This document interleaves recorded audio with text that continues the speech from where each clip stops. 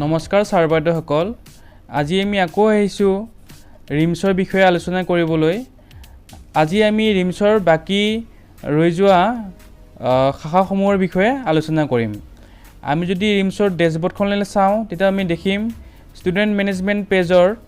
যোনটো সেকশন আছে তাতে কেইটামান অপচনো আছে তাৰে প্ৰথম অপচনটো হ'ল ষ্টুডেণ্ট লিষ্টিং মানে হ'ল কোনটো ক্লাছত কিমান কিজন ষ্টুডেণ্ট আছে আৰু সেই ষ্টুডেণ্টসমূহৰ এখন লিষ্ট আমি এনেকৈ ক্লিক কৰি দিলোঁ ক্লিক কৰি দিয়াৰ লগে লগে আমি আমাৰ সন্মুখলৈ এখন লিষ্ট আহিছে এইখন লিষ্ট হ'ল ক্লাছ 6ৰ ইয়াতে আমি দেখিবলৈ পাইছোঁ সিৰিয়েল নম্বৰ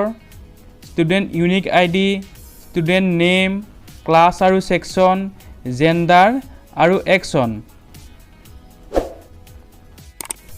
এই লিষ্টখনৰ একশন যোনটো অপচন আছে তাতে যদি আমি চাওঁ ইয়াৰ তলতে আমি দেখিবলৈ পাম প্ৰতিটো ষ্টুডেণ্টৰ এগেইনষ্টত সিলেক্ট একশন বুলি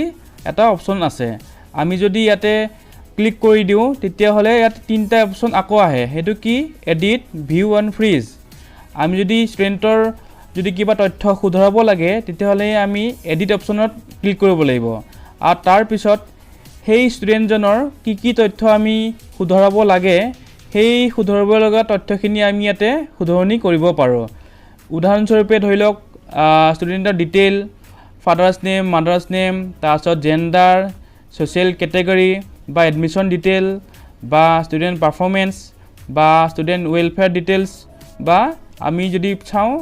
ষ্টুডেণ্টৰ বেংক ডিটেইলখিনি তাৰপিছত এনেকৈ আমি ছেভ কৰি দিলেই এই ডিটেইলখিনি আপডেট হৈ যাব ষ্টুডেণ্ট লিষ্টিঙৰ পিছতেই আছে ষ্টুডেণ্ট ৰেজিষ্ট্ৰেশ্যন অৰ্থাৎ আমি যদি কোনোবা এজন ষ্টুডেণ্টক নতুনকৈ ৰেজিষ্ট্ৰেশ্যন কৰিবলগীয়া হয় তেতিয়াহ'লে আমি ষ্টুডেণ্ট ৰেজিষ্ট্ৰেশ্যন অপশ্যনত আমি ক্লিক কৰিব লাগিব তেতিয়া আমি ষ্টুডেণ্টৰ সেই ষ্টুডেণ্টজনক নতুনকৈ ৰেজিষ্টাৰ কৰিব পাৰিম আৰু তেখেতৰ এগেইনষ্টত আমি এটা ইউনিক আইডি যাক আমি ষ্টুডেণ্ট ইউনিক আইডি বুলি জানো সেইটো আমি পাব পাৰোঁ এনেকৈ আমি ক্লিক কৰি দিলোঁ এতিয়া আমি কি বস্তু দেখিবলৈ পাইছোঁ তেখেতৰ Aadhaar number name father's name mother's name আৰু যিখিনি দৰকাৰী হয় সেইখিনি আমি ইয়াত ভৰাবলৈ লাগিব তাৰ লগতে আমি ভৰাব লাগিব এডমিশ্যন ডিটেইল বা ষ্টুডেণ্ট পাৰফৰ্মেঞ্চ বা ষ্টুডেণ্টৰ ৱেলফেয়াৰ ডিটেইলখিনি বা ষ্টুডেণ্টৰ বেংক ডিটেইলখিনি তাৰপিছত ডিটেইলখিনি ভৰোৱাৰ পিছত আমি ছেভ অপশ্যনত ক্লিক কৰি দিলেই আমি সেই ষ্টুডেণ্টজনক নতুনকৈ ৰেজিষ্টাৰ কৰিব পাৰিম আৰু সেই ষ্টুডেণ্টজনৰ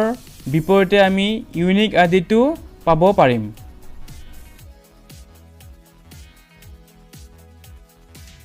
তাৰপিছত আমি দেখিবলৈ পাম প্ৰমোশ্যন অৰ ৰিপিটাৰ বা ট্ৰেন্সফাৰ বা লাৰ্ণিং আউটকাম এতিয়া যদি আমি প্ৰমোশ্যন আৰু ৰিপিটাৰত ক্লিক কৰোঁ তেতিয়াহ'লে আমি শ্ৰেণী হিচাপে আমি প্ৰমোশ্যন কাক দিম বা ৰিপিটাৰ কাক দিম তাৰ এখন লিষ্ট এখন দেখিবলৈ পাম ইয়াতে ক্লাছ যিমানৰ পৰা আছে স্কুলখনত তাৰ পৰা আৰম্ভ কৰি অন্তিম পৰ্যায় পৰ্যন্ত আমি এখন লিষ্ট পাম তাতে আমি যদি ভিউত ক্লিক কৰোঁ তেতিয়াহ'লে আমি ষ্টুডেণ্টৰ এখন লিষ্ট দেখাবলৈ পাম এনেকুৱা ধৰণৰ আমি এতিয়া প্ৰথম একশ্যনত যাম একশ্যনত গৈ পেলাই চিৰিয়েল নম্বৰৰ কাষত যিটো বক্স খালী থাকে তাতে আমি সেই উক্ত ষ্টুডেণ্টজনক আমি এনেকৈ চিলেক্ট কৰি ল'ম পোনপ্ৰথমে তাৰপিছত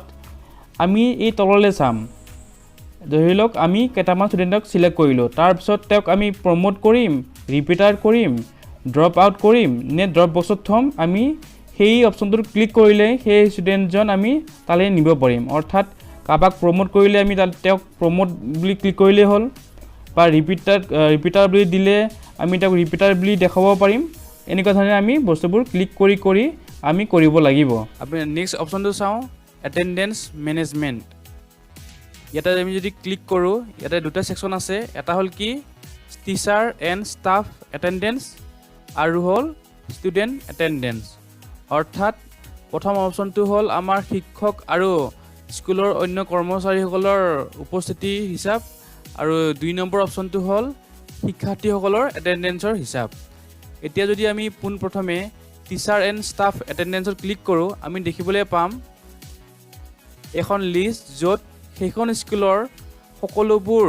টিচিং আৰু নন টিচিং ষ্টাফৰ এখন লিষ্ট।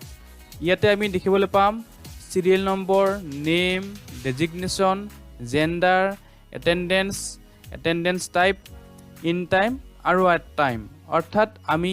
মোবাইলৰ থ্ৰুদি বা মোবাইলৰ জৰিয়তে যিবোৰ এটেণ্ডেঞ্চ দিওঁ সেই এটেণ্ডেঞ্চবোৰৰ ৰেকৰ্ড আমি এই ডেছবৰ্ডখনত আমি এনেকৈ দেখা পাম। আৰু ইয়াতে আমি কেনেকৈ দিলোঁ বা ইন টাইম কেতিয়া হ'ল বা আমি কেতিয়া গ'লোঁ, আউট টাইম কেতিয়া হ'ল, গোটেইখিনি ইয়াতে ডিটেইল আমি দেখিবলৈ পাম। আৰু যদি নাথাকে ইয়াত এবচেণ্ট আহিব, আৰু যদি থকা এটেণ্ডেঞ্চ দিওঁ এইটো প্ৰেজেণ্ট আহিব। তাৰপিছত নেক্সট অপশ্যনটো হ'ল ষ্টুডেণ্ট এটেণ্ডেঞ্চ। ইয়াতে যদি আমি ক্লিক কৰোঁ ইয়াতো প্ৰায় একে serial number, name, roll number, class, in time, attendance আৰু এটেণ্ডেঞ্চ টাইপ। ইয়াতে কিন্তু আউট টাইম নাই, ইয়াত ইন টাইমটোহে আছে। তাৰপিছত